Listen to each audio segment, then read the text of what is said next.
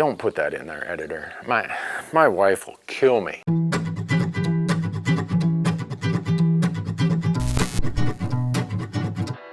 All these questions they have here, I would bet a lot of them could be broken down to peace, not justice. Oh, Mr. R. It's not Randy.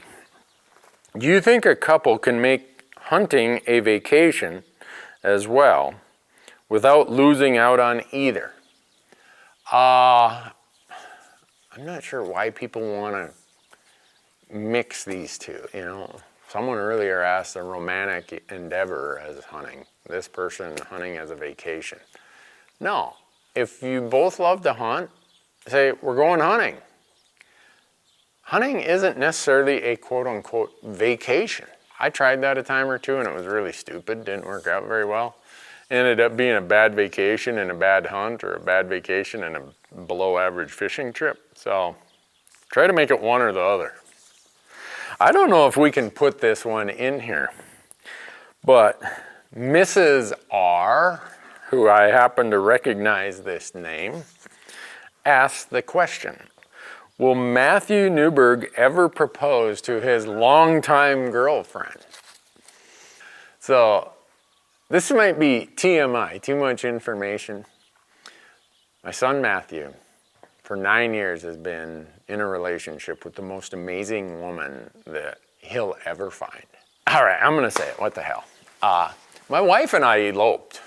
So we'd been dating about 1.5 years, and I got off the airplane. I'd worked for this large national CPA firm, and they just sent us all back to Chicago. The whole bunch of us, you know, first and second year accountants. And I'm sitting there, and when you go to these training things, it's, you know, gobs of people, and I'm like, you know, I got this girlfriend at home who, like, I have so outkicked my coverage, I better wake up here. So Kim comes to the Reno airport, picks me up on a Sunday night. I said, we're getting married on Saturday. She's like, what? I'm like, yep. You've been talking about wanting to get married. You got 6 days to get it lined up. We're gonna elope, go down to the Justice of the Peace. She says, well, your family can't get out here from Minnesota. My family can't get out here. I'm like, that's the point. They don't have any money to help us get married, and we don't have any money to have a big wedding, so $20 and a blood test later, Saturday by noon, we were married. We tell Matthew, I say we, but really it's Kim. She says, Matthew, if you and Lillian will elope, we'll give you $20,000 cash so that we don't have the big wedding and everything else. So with $20,000 hanging out there, I'm thinking for sure they're gonna elope. I mean, what are they gonna find out in the next 3 months that they haven't figured out in the last 9 years? But it still hasn't happened. And so now I believe in commissions. So I'm like, all right, $40,000 if they'll elope. I'm offering, and this is a public offer, a 10% commission, $4,000 to anyone who can convince my son, who is so literal in how he sees the world, to marry this unbelievable woman named Lillian. So, Riza, the answer is no. To my knowledge, he still hasn't proposed. But I don't know, maybe they're already married and they went and eloped, and he's just, you know, he's here working with us this week. Maybe he's gonna hand me the invoice before he gets on the airplane to fly back to home, I don't know. Mr. W, how do I get my significant other to buy all my gear? You probably won't, because if you try to do that, she won't be a significant other for very long. So cross that bad idea off the list. Mr. T, wife wants to start hunting. Woo, yeah. What's the best first animal so she has a good experience? Depends on where you live. If you lived in Montana, I would say either birds or maybe whitetails or antelope. And the reason I say that is they're more abundant.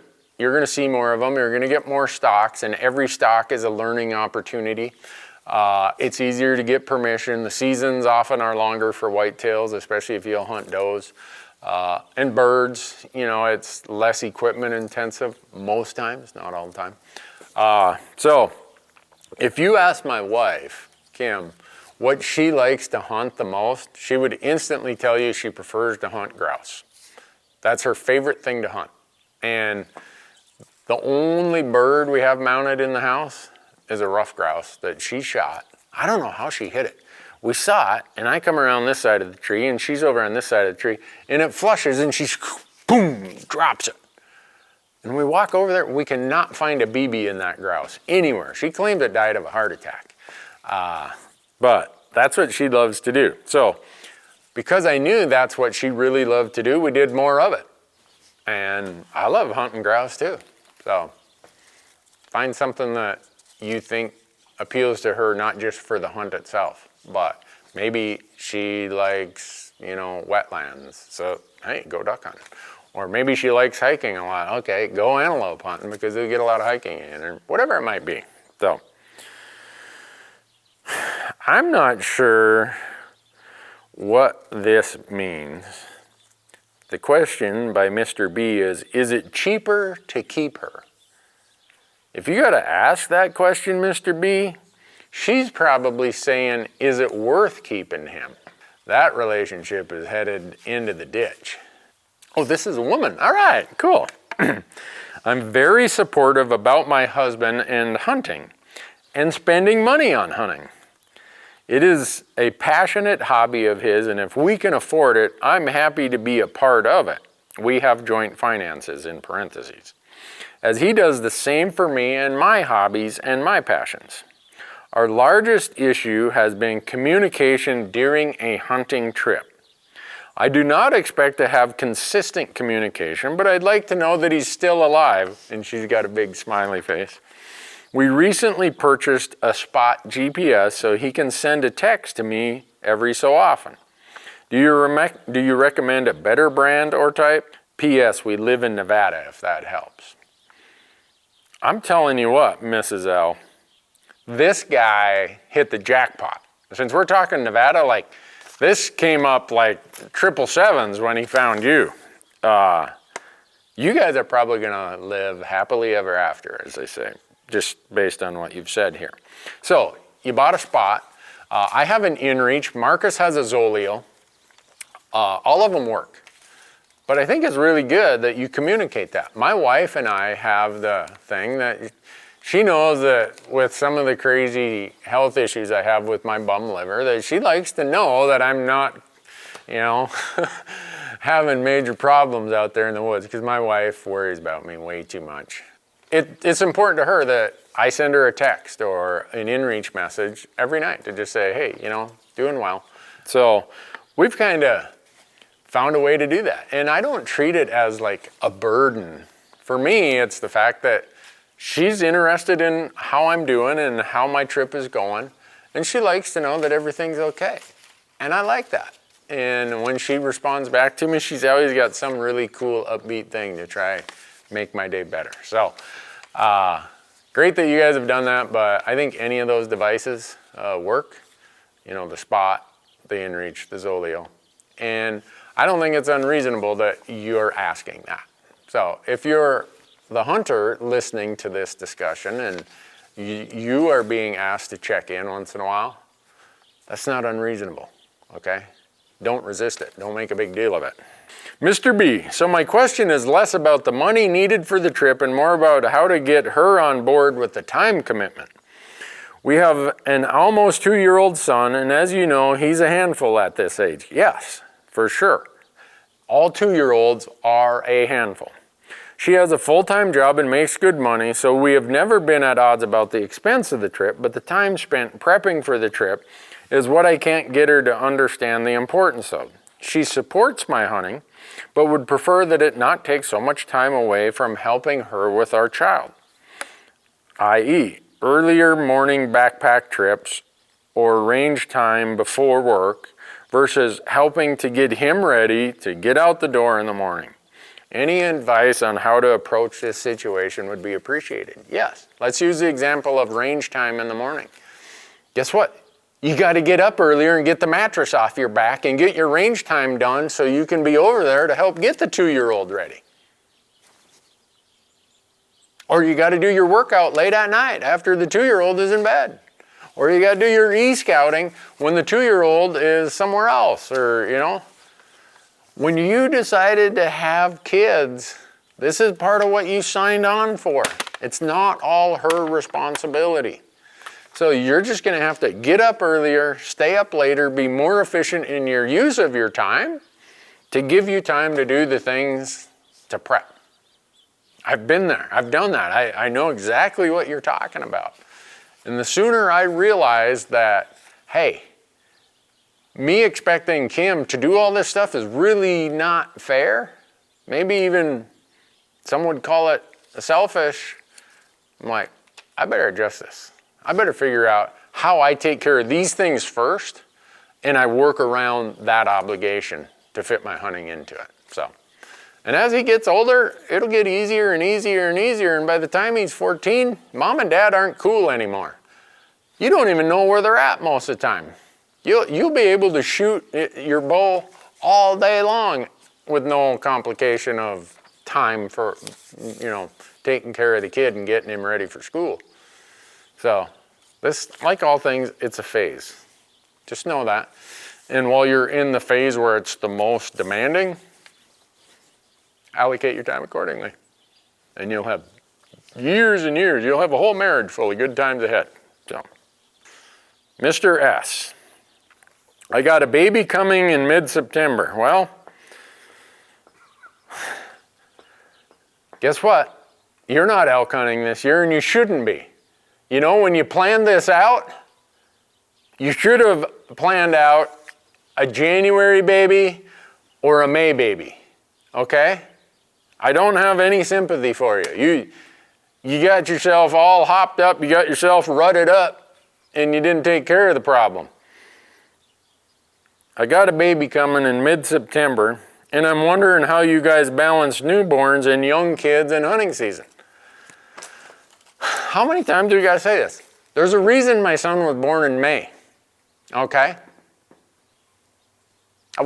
I just told my wife, you know, if we're gonna have kids, you know, all 12 months, I don't think it's that hard to say, let's have one in May, let's plan for a May baby. She's like, oh, cool, yeah. So, your planning skills, Mr. S, cross off this elk season, because this newborn, this baby is more important than your elk hunting. Having kids is the highest priority on the planet. And taking care of those kids and doing it in the responsible way is way more important than hunting. So, the way you balance that is you put your bow up for sale on Craigslist, because you're probably not going to use it in September for the next 3 years, and then you go buy a new one 3 years from now. Well, I'm kind of joking, but I'm kind of not. When you decided to have a kid in September, that came with the responsibility. You kind of said, hey, I'm willing to give up a September hunting season because we're going to have a kid. While they're young kids, just know your hunting seasons aren't going to be what they were before you had young kids. But someday, they're going to be old enough to come with you. And they're going to be the greatest blessing of your life. That's how it is. I mean, when Matthew went off to college, he and I had become such companions hunting and fishing that Kim looked at me moping around the house. She said, am I going to have to rent you a teenager in hunting season? I never thought about that. That's how much fun they are going to be if you do it right. So, you know what? You got this September that's going to be a little bit compromised. But just look at it as like money in the bank, money in the bank. Because if you build a family around the outdoor experience, like I was blessed to have a family built around the outdoor experience, this is just a small investment in a wonderful future. So, sorry to kind of make the humor of all that. It's not that humorous, it's serious. You're bringing the next generation along. So, Mr. C says, wife and I each have our own separate accounts that are there for us, no questions asked. If it needs to come out of the general budget, there will be a discussion. If it comes out of the personal account, no question. It's worked for us very well. I highly recommend it, and it prevents that $1,000 bow from turning into a $3,000 bow. Maybe it does. I don't know. But if you think that she didn't notice that you got that brand new Bowtech in the truck, you know, guys think women are unobservant or something. The assumptions guys make that I see is like, you know, she knows exactly what you're up to. She knows exactly what you're doing. But if that works, Mr. C, maybe some other people ought to try it. I don't say I have all the answers. Oh, Mr. D has some advice for all of you. First, marry a princess who understands the love of the outdoors, and then send her on a trip every year with her friends. All right, Mr. D, maybe that's it. So maybe Mr. D needs to start an AMA about marriage advice and explain, what if she doesn't want you to be gone? What if she doesn't feel it's fair for you to be gone and doesn't want to be told, hey, I'm sending you and your girlfriends on a trip? Maybe. Mr. D, how do I convince my wife to move out west so I can get in-state elk tags somewhere decent after the kids move out of the house? You know, I think that's, you know, you just work on that. And, you know, nothing, that big of a decision doesn't get made overnight. You know, I lucked out. My wife loved to fish, and she now realizes what the ulterior motive is, or was, when I said, honey, you want to go fishing for your honeymoon? And she's like, yeah. I'm like, cool. How about Montana, Wyoming, Idaho? Oh, yeah. So we came to Bozeman, Montana for our honeymoon in 1989. Went, camped out in a tent on the Madison River, and the fishing was unbelievable. And we didn't make it to the other places. We spent the whole honeymoon here in Bozeman, and we're driving home, take Highway 191 through Gallatin Canyon. And I'm driving, we're heading back to where we live in Carson City, Nevada at the time. And I think she's sleeping. She's actually looking out the window, watching the Gallatin River go by. And she turns to me and says, I'm moving here, you coming with? Well, here's how dumb I am at age 24, you know, and just married. I'm like, whoa, you know, I got to posture a little bit because we just got married. Now I got the ultimatum that she's going to say where we live and everything. I'm like, well, you know, that's how stupid I was. I acted like, But inside I'm like, yes, Montana. I've wanted to live in Montana all my life, and now she wants to go, let's go. So we took I don't know, I think she took a 70% pay cut, and I took like a 40% pay cut to move here. And here we are, you know, 30-some years later, still here. So I don't know what the hell that had to do with any comment or question anybody asked, but somehow I got to that point. It doesn't matter. All right, Mr. M. Has your significant other ever asked you not to hunt a certain species for one reason or another? No. The hell kind of question is that? Oh. Mr. R, what does your budget conversation with your wife sound like? Well, we're both pretty mature about our budgeting. Like I said earlier, first thing, we pay ourselves. And by that I mean savings, retirement, whatever. And then here's our allowances. But we kind of have our discretionary and non-discretionary. So we would always go through what are the non-discretionary things that they're just there. We got to take care of that. And we got to have it planned that, okay, the insurance is coming due on the cars in July, and so saving for that, blah, blah, blah. And then we had our discretionary, and within the discretionary, it is, all right, what do we need for this, or we want to do that, we want to do this, or she wants to do this, or she wants to do that. And out of the discretionary, we did take our own, I'll call it monthly allowance. And I manage most of my hunting stuff, if that's, what the question is about, is the hunting budget, out of my allowance or out of spare jobs or out of other things I would do to make money. And, when I did extra things, it's like, okay, half of it, or what after taxes, whatever, half of it's going to the household budget, and another portion is kind of split among our allowances, and we just kind of talk that through. And so the budget discussion at my house, I'm a CPA, right? So budgets are my daily life. My wife is very responsible financially, so they weren't really hard discussions. I think if someone is irresponsible financially, or they don't come from maybe a budgeting world or haven't been taught budgets, maybe it's more difficult. I think you shouldn't be able to get a high school diploma without having spent at least one of your high school semesters in a personal finance and budgeting class. I just how do we let people go out into the real world without having basic financial skills? But that's another issue.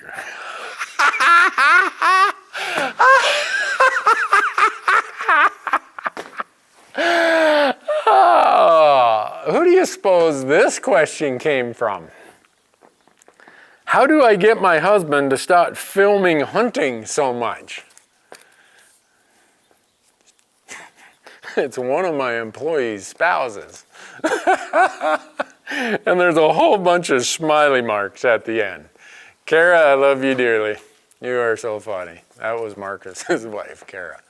I don't know. You're going to have to take that up with Marcus. I'm not getting involved in financial discussions with my employees or marriage discussions with my employees. All right. This person has got it figured out. Mr. D. Randy, I've been married for over 50 years. The day that I proposed to my wife, I told her that I love to hunt and fish and that I was going to continue doing that until the day the good Lord calls me home. And she agreed to that. And I have never had her question me on anything to do with hunting or fishing. We have a good relationship. I've got a good one. I've been to Idaho elk hunting, and I'll be going back again in November to hunt mule deer. She's lost her eyesight 2 years ago, had back surgery, and now I'm taking care of her until death do us part. That's the wedding vows we got. Keep God in your sights and things will always work out. There's a huge story here for what Mr. D just wrote. Obviously, she was and is a supporter of his passions in life, and he realized it, the blessing that came of that, and now she needs him, and he's doing that. What a country. Mr. and Mrs. D, love you, man. That's the kind of marriage advice. You don't need marriage advice from me. You need marriage advice from them. Mr. H. I can't convince my girlfriend to elope. I need more benefits and ways to convince her. That's a tough one. I don't know, when my wife and I eloped, some people said, oh, you weren't married in a church. This marriage is never going to last. I get that. I mean, I understand why some people feel that they got to have the big wedding, get married in the church, blah, blah, blah. But I don't know that there's any evidence to show that marriages in churches last any longer than marriages not in churches. But there is evidence to show that very large weddings cost a hell of a lot more than $20 in a blood test to elope. Getting married is about you guys. It's not about the family. It's not about some, measuring contest about who can have the biggest wedding, who can, have the most expensive wine served at the dinner or whatever. It's about you guys. So whatever works for the two of you is what you do. And if you're the one writing the check, I say you get to do it how you want. Now, if she doesn't want to elope, that's something you got to reconcile, You're going to have to figure that out. And how you manage it, how you take care of it, that's just welcome to the world of a partnership. I mean, to say that you're going to spend $40,000 on a wedding these days isn't out of the question. That is freaking ridiculous. I mean, we talk about student loan debt, we talk about, you know, consumer debt, credit card debt, all this stuff, lack of savings. But yet we put the expectation on these young people that they need to have $20,000, $40,000, $100,000 weddings. Well, whoever talks them into that stuff should go to jail, or you write the check. So anyhow, the point of that is, this is just the first of many things you're going to have to sort out over the course of a lifetime relationship. So the beautiful part about a marriage is it can be the greatest thing in the world. It just takes some work. You know, swallow your pride once in a while, and remember, peace, not justice. You don't have to be right, because even when you think you're right, you're usually wrong. Pride is expensive. Peace, not justice.